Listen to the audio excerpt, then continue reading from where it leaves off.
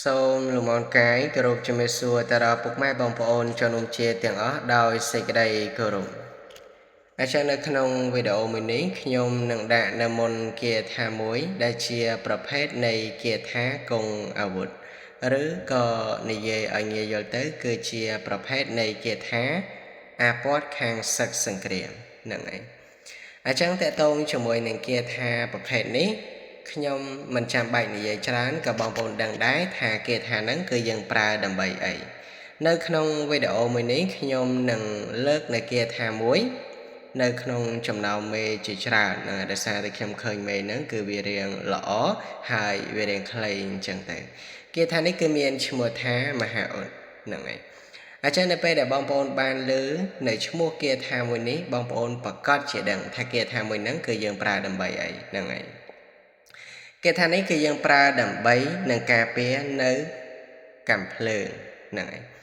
ឧទាហរណ៍ថាសត្រូវប្រឆាមិត្តបាញ់យើងមកអញ្ចឹងណាហ្នឹងឯងគឺបាញ់យើងមិនចេញគ្រាប់ទេហ្នឹងឯងកាំភ្លើងរបស់គេហ្នឹងបាញ់គឺមិនចេញទេហើយបើទោះបីជាចេញនឹងក៏ដោយបងប្អូនក៏វាមិនត្រូវយើងនោះដែរហ្នឹងឯង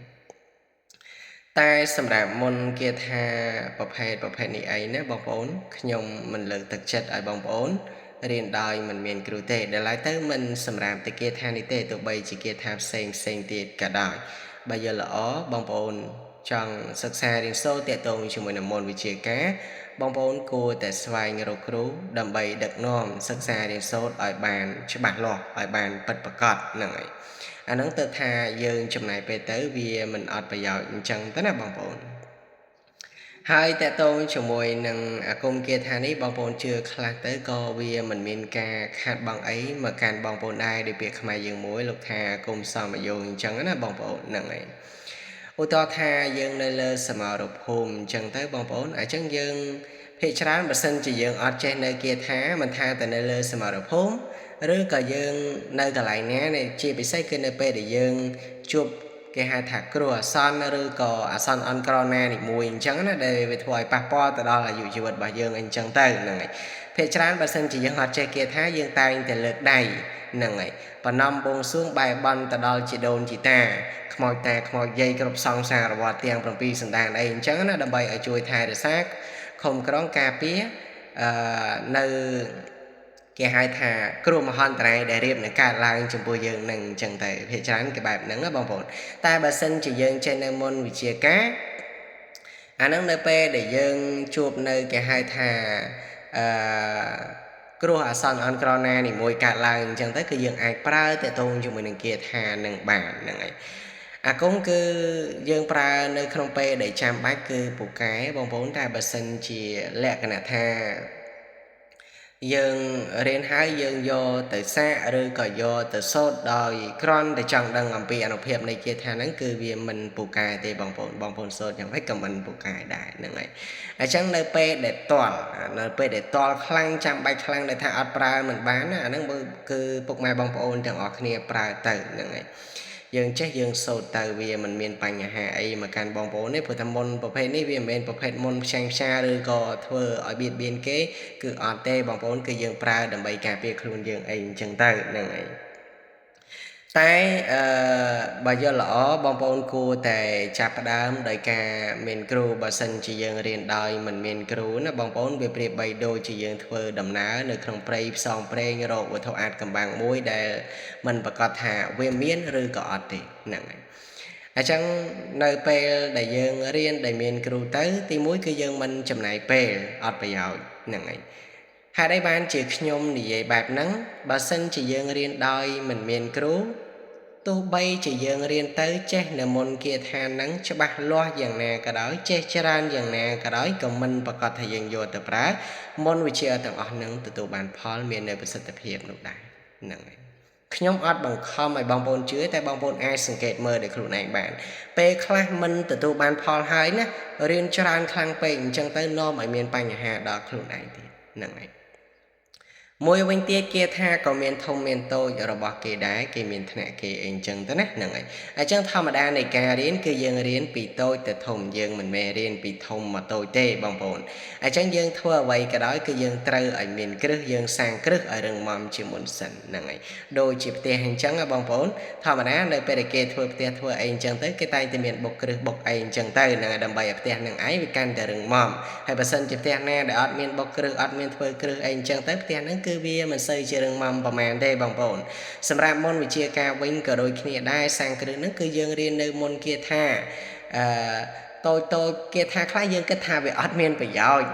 អត់មានប្រយោជន៍សម្រាប់យើងអញ្ចឹងយើងគឺអត់រៀនទេគាថានឹងវាអត់ផ្ដល់ប្រយោជន៍អីយើងគឺយើងអត់រៀនទេតែពេលខ្លះបងប្អូនអត់ដឹងថាគាថាដែលបងប្អូនគិតថាវាអត់ប្រយោជន៍ហ្នឹងគឺជាគេហៅថា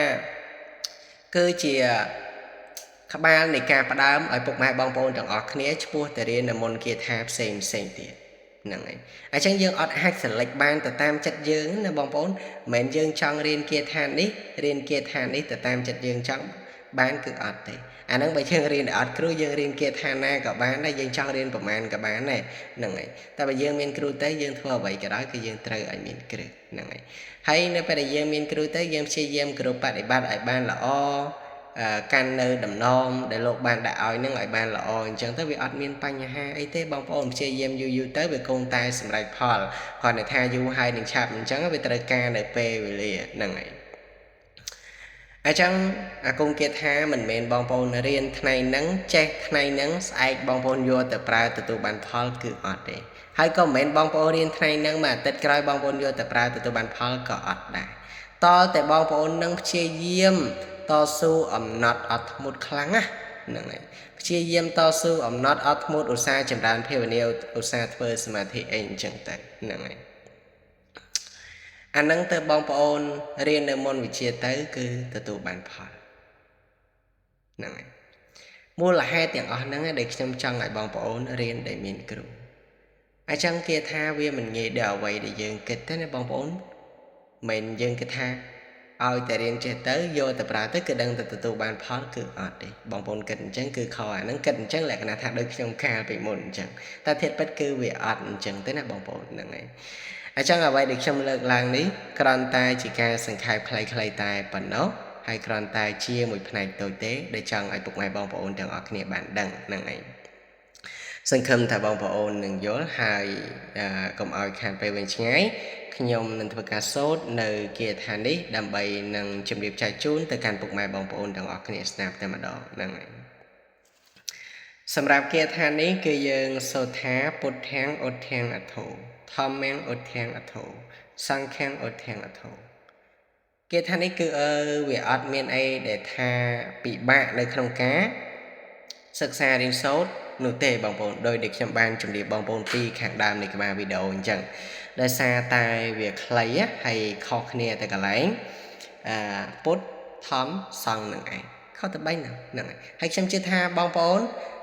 ភាគច្រើនគឺគាត់ដឹងតែចេះតែម្ដងតែទៅជាមួយនឹងពុទ្ធធាំងធម្មំសង្ឃំហ្នឹងហើយភាគច្រើនគឺដឹងតែចេះនៅពាក្យទាំងអស់ហ្នឹងតែម្ដងហ្នឹងហើយអញ្ចឹងវាអត់មានអីដែលថាពិបាកនៅក្នុងការសិក្សារៀនសូត្រទេតែទៅជាមួយនឹងមុនមួយមេនេះហ្នឹងហើយអញ្ចឹងយើងសូត្រមកពុទ្ធធាំងឧទ្ធាំងអថោធម្មំឧទ្ធាំងអថោសង្ឃំឧទ្ធាំងអថោអញ្ចឹងទៅនៅពេលដែលយើងជួបគ្រោះអាសន្ននៅលើសមរភូមិនៅលើអីអញ្ចឹងណាហ្នឹងហើយដែលសត្រូវគេមានកំភ្លើងគេចង់បាញ់យើងគេចង់អីអញ្ចឹងទៅហ្នឹងហើយអញ្ចឹងយើងសូត្រទៅយើងភាវនានៅក្នុងចិត្តណាហ្នឹងហើយយើងគេហៅថាមានជំនឿជឿជាក់ទៅលើគាថាដែលយើងប្រើហ្នឹងហើយបើយើងអត់ជំនឿក៏វាអត់កើតដែរណាបងប្អូនហ្នឹងហើយបើសិនជាយើងអត់ជំនឿវាប្រៀបបីដូចជាសម្លដែលអត់ដាក់គ្រឿងអញ្ចឹងវាអត់មានរសជាតិទេហ្នឹងហើយអញ្ចឹងយើងប្រើនៅគាថាគឺយើងត្រូវមានជំនឿជឿជាក់ទៅលើគាថាដែលយើងប្រើយើងជឿជាក់ថាគាថាដែលយើងប្រើហ្នឹងឯងប្រកាសជាអាចនឹងជួយយើងបានហ្នឹងហើយសម្ដេចព្រះគ្រូលោកនឹងជួយម្ចាស់នៃគាថាលោកនឹងជួយតែក៏ត្រូវឲ្យយើងនឹងជាមនុស្សដែលល្អប្រកាន់ភាពស្មោះត្រង់អញ្ចឹងណាភាពទៀងត្រង់បងប្អូនហ្នឹងហើយកុំធ្វើជាមនុស្សដែលមិនល្អកលិកលុចអីអញ្ចឹងទៅចំណុចកន្លែងហ្នឹងកាលមុនខ្ញុំឧស្សាហ៍លើជម្រាបចែកជូនទៅកាន់បងប្អូននៅមានច្រើនទៀតបងប្អូនហ្នឹងហើយអាហ្នឹងកាលមុនហ្នឹងដោយសារតែខ្ញុំមានពេលវេលាច្រើននៅក្នុងការនិយាយអញ្ចឹងណាតែមកដល់ឥឡូវហ្នឹងគឺពេលវេលាខ្ញុំវាមានមិនច្រើនទេអញ្ចឹងបានតែលើសង្ខេបចែកជូនទៅកាន់បងប្អូនតែប៉ុណ្្នឹងឯង អាចចង់អ្វីដែលខ្ញុំលើកឡើងនឹងសង្ឃឹមថាបងប្អូននឹងយល់ឥឡូវខ្ញុំនឹងធ្វើការសូត្រនៅគាថានេះម្ដងទៀតដើម្បីនឹងចែកជូនទៅកាន់បងប្អូនស្ដាប់បងប្អូនស្ដាប់ឲ្យតណាហ្នឹងហើយពុទ្ធហាំងឧទ្ធាំងអធោធម្មំឧទ្ធាំងអធោសង្ឃាំងឧទ្ធាំងអធោហ្នឹងហើយសម្រាប់គាថានេះគឺយើងប្រើជាការភាវនាទៅបងប្អូនហ្នឹងហើយគឺយើងប្រើជាការភាវនាទៅណាហ្នឹងហើយឬក៏បងប្អូនសូត្រ7ចប់ហ្នឹងក៏បាននោះដែរឬក៏ថាបងប្អូនភាវនានៅក្នុងចិត្តអីអញ្ចឹងទៅនៅពេលដែលមានគ្រោះអាសន្នអីកើតឡើងអញ្ចឹងណាហើយគេថានេះបងប្អូនអាចរៀនបានអាចរៀនបានគ្រាន់តែថាបើសិនជាយើងមិនមានគ្រូមិនមានអីទេយើងកុំរៀននៅមន្តវិជ្ជានឹងច្រើនខ្លាំងពេកហ្នឹងហើយมันល្អសម្រាប់យើងទេបងប្អូនមិនមែនបងប្អូនខ្លះគាត់ឧទាហរណ៍ថាគាត់រៀនគេថាមួយអញ្ចឹងទៅមិនទទួលបានផលហ្នឹងហើយគាត់ក៏បដូរទៅមួយទៀតអញ្ចឹងទៅរៀនមួយទៀតមិនទទួលបានផលក៏បដូរទៅមួយទៀតអញ្ចឹងទៅតែអ្វីដែលគាត់ធ្វើហ្នឹងគឺលក្ខណៈថាគាត់រៀនថ្ងៃហ្នឹងឬក៏ថា 4-5 ថ្ងៃក្រោយគាត់សូត្រគាត់ចេះគាត់សូត្រអញ្ចឹងណាតែវាអត់ទទួលបានផលទេអញ្ចឹងខ្ញុំជម្រាបជូនបងប្អូនថាវាអត់លឿនដល់ថ្នាក់ហ្នឹងទេបងប្អូនអ្វីក៏ដោយត្រូវការពេលវេលាហ្នឹងហើយតលតែយើងនឹងមានការព្យាយាមគ្រប់បប្រតិបត្តិឲ្យបានល្អណាស់ហ្នឹងហើយវាមិនមែនងាយដូចអ្វីដែលយើងគិតទេបើសិនជាងាយអញ្ចឹងមែនណាខ្ញុំមិនបាញ់និយាយពាក្យហ្នឹងបងប្អូនហ្នឹងហើយបើនិយាយទៅខាងលើថាវាទៅតិចបងប្អូនហ្នឹងហើយបើសិនជាវាងាយអញ្ចឹងមែនបងប្អូនគិតខ្លួនឯងទៅថាវាយ៉ាងម៉េចពាក្យហ្នឹងហើយអញ្ចឹងប៉ុណ្ណឹងទៅចុះបងប្អូនសង្ឃឹមថាបងប្អូននឹងយល់នៅអ្វីដែលខ្ញុំបានលើកឡើងនេះហើយអ្វីដែលខ្ញុំលើកឡើងនេះមិនមែនជាការហាមឃាត់ឬក៏ថាមិនចង់ឲ្យពុកម៉ែបងប្អូនសិក្សានៅមន្តវិជ្ជានោះទេហ្នឹងហើយតែខ្ញុំនិយាយតាមអ្វីដែលខ្ញុំបានដឹងដែលខ្ញុំបានចេះចាំអំពីចាស់ព្រះធាចារ្យក៏ដូចជាលោកគ្រូអ្នកគ្រូដែលលោកបានប្រាប់ដើម្បីយកមកជម្រាបចែកជូនទៅកាន់បងប្អូនជាបន្តអញ្ចឹងទៅខ្ញុំដាក់និមន្តគេថាខ្ញុំតែងតែជម្រាបចែកជូនទៅកាន់បងប្អូននៅចំណុចទាំងនេះព្រោះខ្ញុំខ្លាចអ្នកដែលគាត់មកថ្មីហ្នឹងហើយដែលគាត់អត់ដឹងបើសិនជាយើងដាក់ឲ្យយើងមិននិយាយប្រកាសណាគឺគាត់មិនដឹងទេអ្នកខ្លះគឺគាត់ចេះតែរៀនទៅហ្នឹងហើយអញ្ចឹងគេថាយើងមិនអាចចេះតែរៀនទៅតាមចិត្តរបស់យើងចង់បានទេរៀនមិនមែនថាវាមិនបានហើយក៏វាមិនមែនថាវាមិនចេះដែរវាចេះដូចតែគ្នាអញ្ចឹងបងប្អូនគ្រាន់តែថាយកទៅប្រើវាមិនបានផលទៅប៉ុណ្្នឹងឯងពេលខ្លះវាអាចនឹងមានបញ្ហាគឺអញ្ចឹងឯងបងប្អូនហ្នឹងហើយអញ្ចឹងហើយបានជាខ្ញុំតែងតែនិយាយកោគ្រប់វីដេអូអញ្ចឹងទៅទោះបីជាបងប្អូនខ្លះគាត់ថាខ្ញុំនិយាយច្រើនក៏ដោយតែខ្ញុំនៅតែនិយាយអញ្ចឹងបងប្អូនព្រោះថាខ្ញុំបារម្ភអំពីសុវត្ថិភាពរបស់ពុកម៉ែបងប្អូនទាំងអស់គ្នាអញ្ចឹងទៅហ្នឹងហើយទៅខ្ញុំព្យាយាមនិយាយអញ្ចឹងណាហើយប៉ុណ្ណឹងទៅចុះបងប្អូនឃើញថានាទីយើងក៏រៀងវែងឆ្ងាយហើយដែរសង្ឃឹមថាបងប្អូននឹងពេញចិត្តនៅវីដេអូមួយនេះអញ្ចឹងមុននឹងធ្វើការបញ្ចប់នៅវីដេអូមួយនេះខ្ញុំក៏សូមលើកនៅម្រាមដៃ10ខន្តីអភ័យអត់ណាតទៅដល់ពុកម៉ែបងប្អូនជិតឆ្ងាយទាំងអស់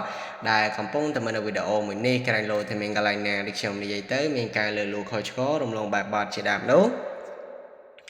ក៏សូមពុកម៉ែបងប្អូនទាំងអស់មេត្តាខន្តីអភ័យអត់នៅទៅដល់ខ្ញុំពីចម្ងាយផងហ្នឹងហើយអញ្ចឹងដោយពាក្យចាស់មួយលោកបានពោលថាដំរីជើង4តែមានផ្លត់រីអាយនៅប្រាជ្ញស្តត់គង់មិនភ្លេចអញ្ចឹងបើសិនជាពុកម៉ែបងប្អូនកលេចមកការរូបខ្ញុំឯនេះវិញឃើញថាមិនមែនជាដំរីសាហើយក៏មិនមែនជាអ្នកប្រាជ្ញអ្វីនោះដែរអញ្ចឹងការលើកឡើងនៅក្នុងវីដេអូនីមួយៗវាតែងតែមាននៅចំណុចខ្វះខាតវាតែងតែមាននៅចំណុចដែលខុសឆ្គងជាដើមហើយដូច្នោះហើយបើសិនជាមាននៅចំណុចណាដែលខ្វះខាតគឺមានតែសុំនៃការអភ័យអត់ទៅអំពីពុកម៉ែបងប្អូនទាំងអស់គ្នាពីចម្ងាយនឹងឯងអញ្ចឹងមុននឹងបញ្ចប់នៅវីដេអូមួយនេះខ្ញុំក៏សូមជូនពរជូនជ័យឲ្យពុកម៉ែបងប្អូនជួបនៅពុទ្ធពរទាំងឡាយ5ប្រការដែលមានអាយុវណ្ណៈសុខៈពលៈបដិភេណៈជាដើមបើសិនជាពុកម៉ែបងប្អូនមានគោលបំណងបងប្រាថ្នានៅសម្បត្តិណានីមួយនោះក៏សូមឲ្យបានសម្រេចដោយសេចក្តីប្រាថ្នាកំបីឃ្លៀងឃ្លាតឡើយសូមអរគុណនិងសូមគោរពជម្រាបលា